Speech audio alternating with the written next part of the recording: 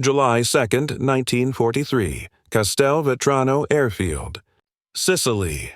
The Focke-Wulf 190's pilot never saw the P-40 Warhawk diving from above, not until machine gun fire shredded his fuselage, sending the aircraft spiraling toward the Sicilian countryside below. First Lieutenant Charles B. Hall, a 22-year-old from Brazil, Indiana, had just achieved what German Luftwaffe commanders had deemed impossible. A black pilot had shot down one of their elite fighter planes, the swastika painted on. Hall's P-40L Warhawk that afternoon became the first of 112 enemy aircraft, destroyed by the men whom the Germans reportedly came to call Schwarze Vogelmenschen, the Black Birdmen. In Nazi Germany, racial ideology classified black people as Untermensch, subhuman, supposedly incapable of mastering complex technology or showing valor in battle. The Nuremberg laws even forbade marriage between Germans and people of African descent. Yet, high above the Mediterranean, that poisonous ideology was about to collide with reality, as 992 trained pilots from Tuskegee, Alabama would go on to systematically destroy both German aircraft and German myths of racial superiority. What Luftwaffe pilots did not realize as they climbed to intercept American bombers in 1943 was that they were about to confront some of the most rigorously trained, fiercely motivated fighter pilots in the United States Army Air Forces, men who had overcome barriers their white peers never faced, who had trained longer and harder than standard pilots, and who carried into combat not only the duty of a nation, but the burden of proving an entire race's worth. The equations of aerial warfare would soon be written across the skies of Europe. 15,000 combat sorties, 5 in 78 missions, 112 aerial victories, and a bomber escort loss rate dramatically lower than that of white fighter groups, statistics that would force even the most fanatical Nazi ideologues to face the collapse of their racial delusions. That path to the first aerial triumph did not begin in combat, but within the hostile landscape of American segregation. In 1925, the U.S. Army War College published a report titled Employment of Negro Manpower in War, asserting, compared to the white man, he is admittedly of inferior mentality. He is inherently weak in character. This official military assessment concluded that black soldiers lacked the intellect for technical duties and the courage for combat leadership. Yet even as the military establishment clung to those deep-seated prejudices, a small band of black Americans was already disproving them. Eugene Bullard, for instance, had flown for France in World War I because his own country refused to let him serve. Bessie Coleman had earned her pilot's license in France in 1921, when no American flight school would accept her. By the 1930s, the Coffey School of Aeronautics in Chicago had trained dozens of black civilian pilots, demonstrating that flying skill knew no racial boundaries. The pressure for change intensified as war clouds gathered over Europe. Civil rights leaders like Walter White of the NELT-ACP, labor leader A. Philip Randolph, and Judge William H. Hastie lobby relentlessly for black inclusion in military aviation. Black newspapers, the Chicago Defender, the Pittsburgh Courier, the Baltimore Afro-American hammered the Roosevelt administration with a simple question: how could America fight for democracy abroad while denying it at home?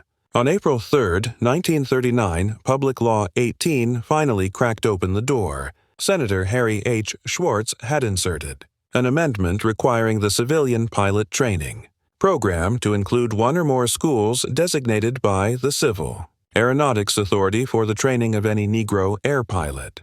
It was a grudging concession wrapped in segregation, but it was a beginning. When Franklin Roosevelt ran for an unprecedented third term in 1940, he needed black votes in key northern cities. On January 16, 1941, Secretary of War Henry L. Stimson announced the formation of the 99th Pursuit Squadron, an all-black flying unit. The announcement came with a caveat that revealed the military's expectations. This would be an experiment to test whether blacks could be trained as combat pilots. Captain Benjamin O. Davis, Jr. understood the weight of command when he led 26 pilots of the 99th Fighter Squadron to North Africa in April 1943. The son of America's first black general, Davis had endured 4 years of silent treatment at West Point, where no white cadet would speak to him outside of official duties. Now he commanded men who carried not just their own hopes, but the aspirations of 13 million black Americans. The 99th arrived at Farjuna, Tunisia, attached to the 33rd Fighter Group under Colonel William W. Mommy, a commander who made no secret of his skepticism about black pilots. Mier assigned them patrol missions over the Mediterranean, keeping them away from the real action. He wanted them to fail, and when they didn't immediately excel, he had high excuse.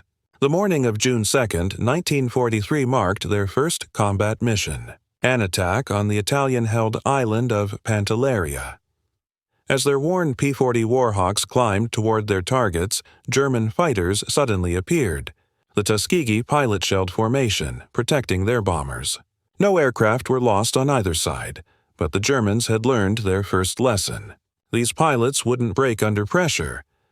But it was July 2, 1943, that changed everything. Charles Hall was flying High Eighth mission, escorting B-25 Mitchell bombers attacking Castelvetrano Airfield in Sicily.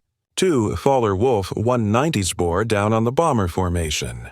Hal later testified, "I saw 2 Fowler-Wolves following the bombers just after the bombs were dropped. I headed for the space between the fighters and bombers and managed to turn inside the Jerrys. I fired a long burst and saw my traces penetrate the second aircraft. He was turning to the left, but suddenly fell off and headed straight into the ground. When Hall landed, the entire base erupted. Black ground crews who had endured months of insults from white personnel finally had their answer to every slight. Hall's victory was the first aerial kill by a black American pilot in U.S. military history. By January 1944, the 99th Fighter Squadron had been in combat for 7 months, but Colonel Mirhad filed a devastating report claiming they lacked aggressiveness and recommending their removal from combat. The report reached General Henry Hap Arnold, who prepared to shut down the experiment. Then came Anzio. On January 27, 1944, the Luftwaffe launched massive air assaults on Allied forces entrenched at the Anzio beachhead. 15 pilots of the 99th Fighter Squadron, flying outdated P-40s, encountered the formidable Focke-Wulf 190s over the battlefield. What followed would silence the critics once and for all. The 99th shot down multiple enemy aircraft. Reports vary between 8 and 13 kills over 2 days.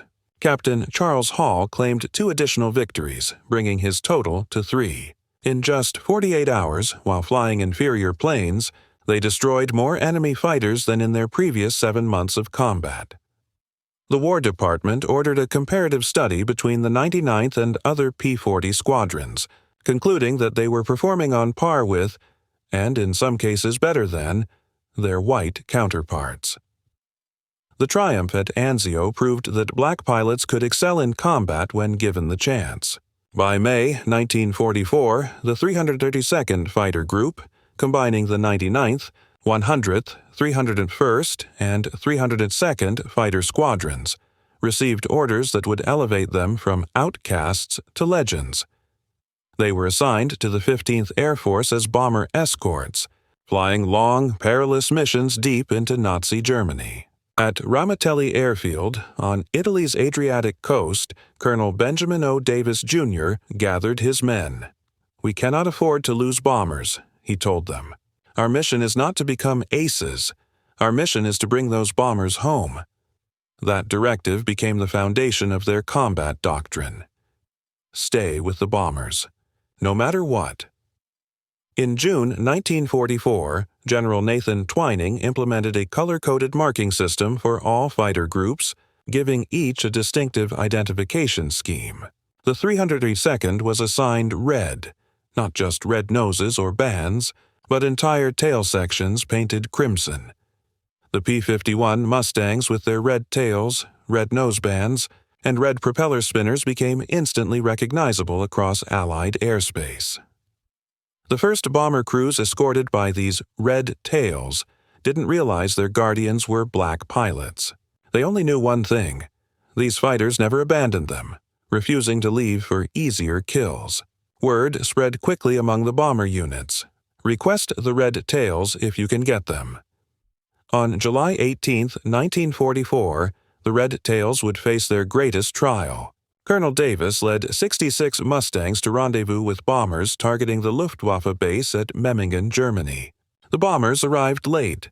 Davis made a crucial choice: to circle in enemy territory rather than retreat. When the bombers finally appeared, so did the enemy. Nearly 100 German fighters attacking from multiple directions. The Germans had learned that sheer numbers might overwhelm the Red Tails' protective formation. Despite a fierce defensive stand, during which the 332nd claimed 11-12 enemy kills, the bombers suffered heavy losses.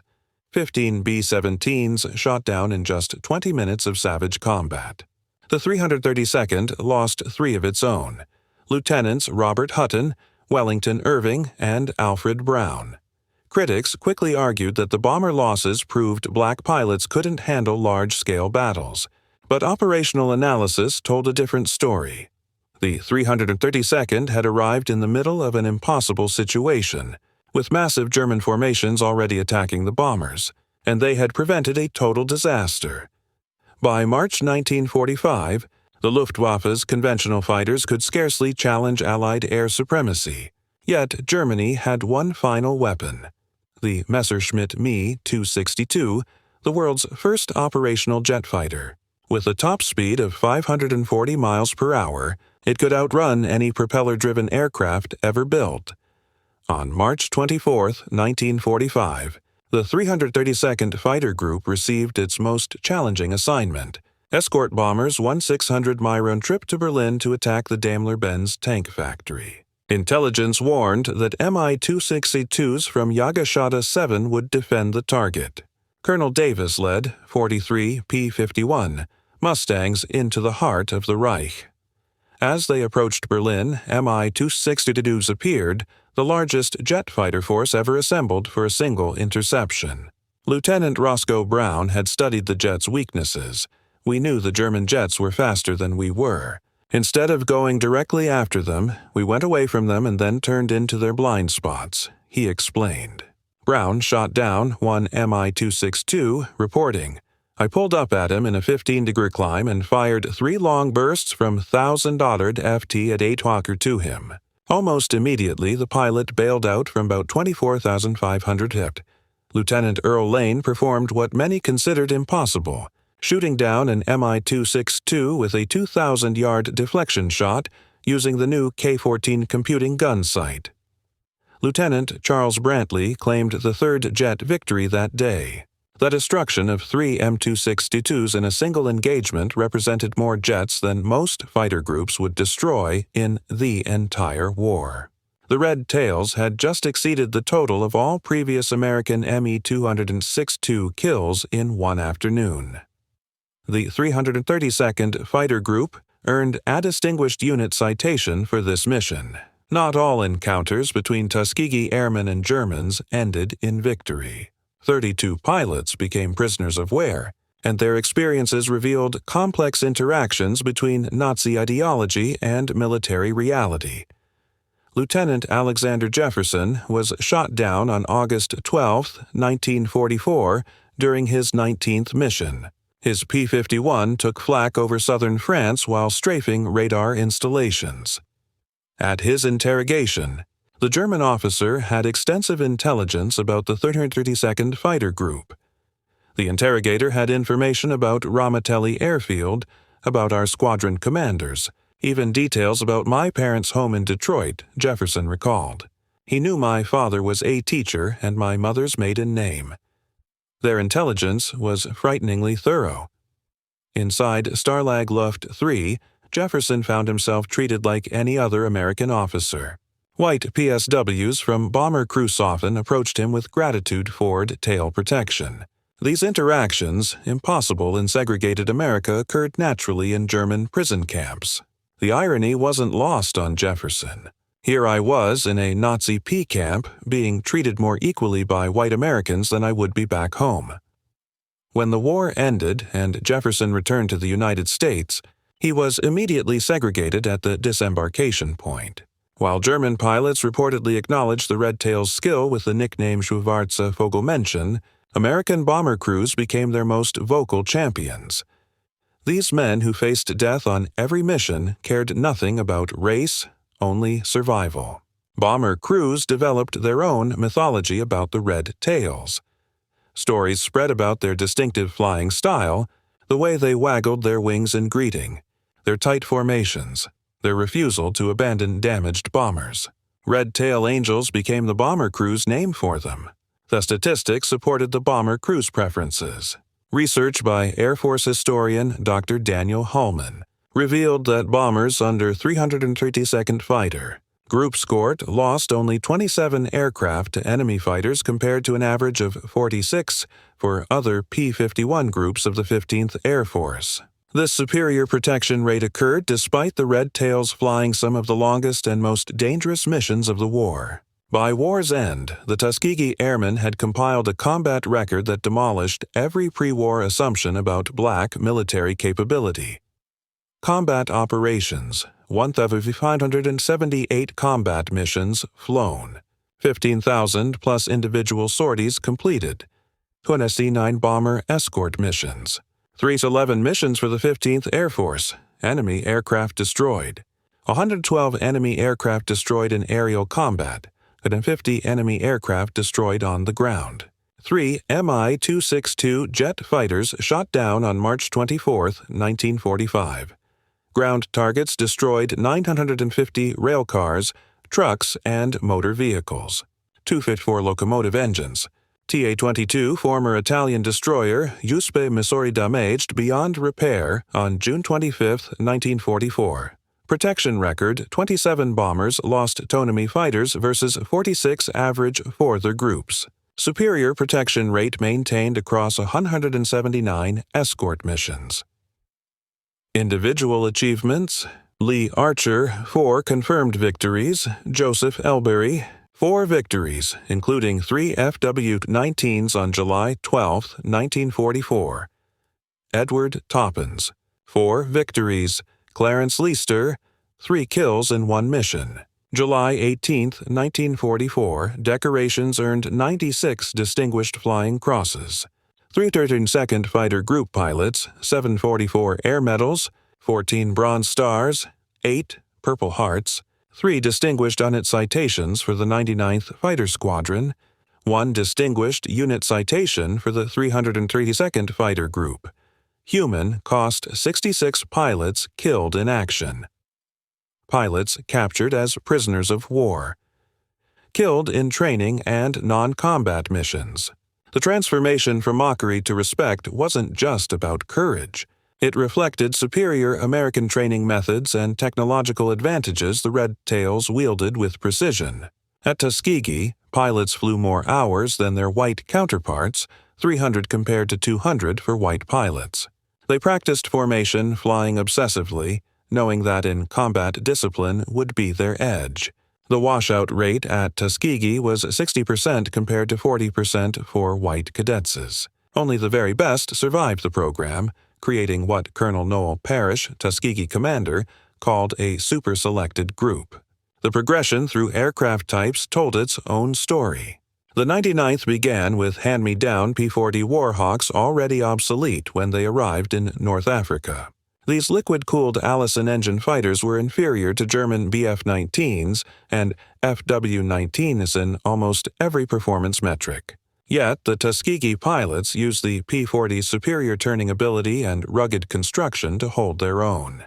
The arrival of P-51 Mustangs in July 1944 transformed the Red Tails into equals of any fighter unit in the war. The North American P-51D Mustang represented American industrial perfection. Its Packard-built Merlin engine gave it a top speed of 437 mph.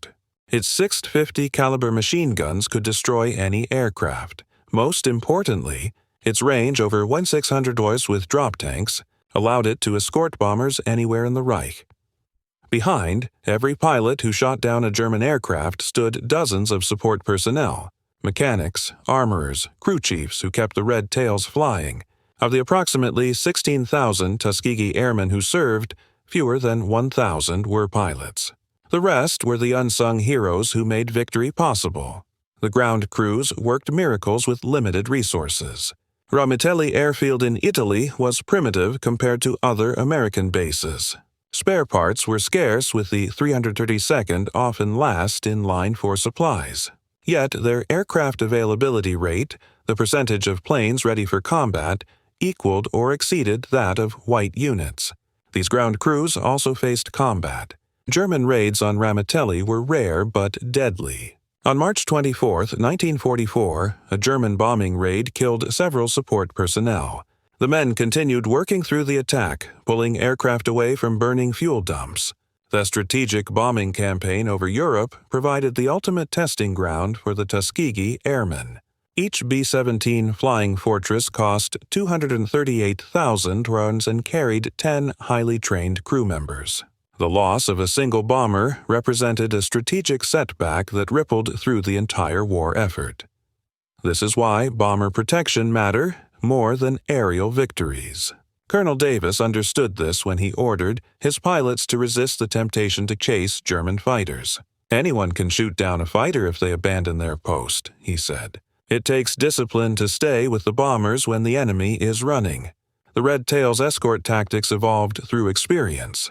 They developed a three-layer defense: close escort weaving directly above the bombers, medium escort positioned to intercept incoming fighters, and high escort watching for diving attacks. This system required precise coordination and absolute discipline. The Tuskegee Airmen fought two wars simultaneously against fascism abroad and racism at home. Their combat record challenged both Nazi racial ideology and American segregation, proving that excellence in aerial combat transcended racial categorization. While the Tuskegee Airmen fought Germans abroad, they battled prejudice at home. Their victories over the Luftwaffe made headlines in black newspapers, but were often minimized or ignored by the mainstream press. The Pittsburgh Courier's Double V campaign, Victory Against Fascism Abroad and Racism at Home, used the Tuskegee Airmen as prime examples. The contrast with German awareness was stark. By 1945, the Luftwaffe reportedly knew exactly who flew the red-tailed Mustangs, calling them Schwarze Vogelmenschen. Meanwhile, many white Americans didn't know black pilots existed. This ignorance was deliberate. The War Department rarely publicized the Tuskegee Airmen's successes. Victory in Europe brought not celebration but uncertainty for the Tuskegee Airmen. While white units prepared for victory parades, the 332nd faced questions about their future. The Army Air Forces planned to maintain segregation despite combat evidence of its absurdity. 4 decades after World War II, the achievements of the Tuskegee Airmen remained largely unknown to mainstream America. Individual pilots struggled with this erasure. Lee Archer, with his 4 victories, worked as an executive but rarely spoke about his war record. "Nobody believed me anyway," he said. A black fighter pilot must be lying. In 1948, President Harry Truman signed Executive Order 9981 integrating the U.S. military, a decision influenced by the Tuskegee Airmen's combat performance. Benjamin Davis, who had led the Red Tails over Berlin, became the Air Force's first black general in 1954. Recognition came slowly.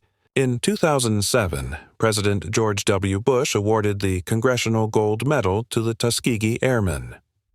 Only 300 of the original pilots lived long enough to attend. Many had waited more than 6 decades for the recognition their nation had once denied them. Their journey from ridicule to reverence was not legend. It was documented. Truth. The figures remain indisputable. Confirmed aerial victories against the Luftwaffe, 3 Mi-262 jet fighters, destroyed in a single mission. Enemy aircraft obliterated on the ground. just 27 bombers lost, compared to the average of 46 in other escort groups. Distinguished flying crosses awarded to pilots of the 302nd Fighter Group, the men, the Germans, once reportedly called Schwarze Vogelmenschen, the Black Birdmen, proved that prejudice collapses when confronted with undeniable skill and courage.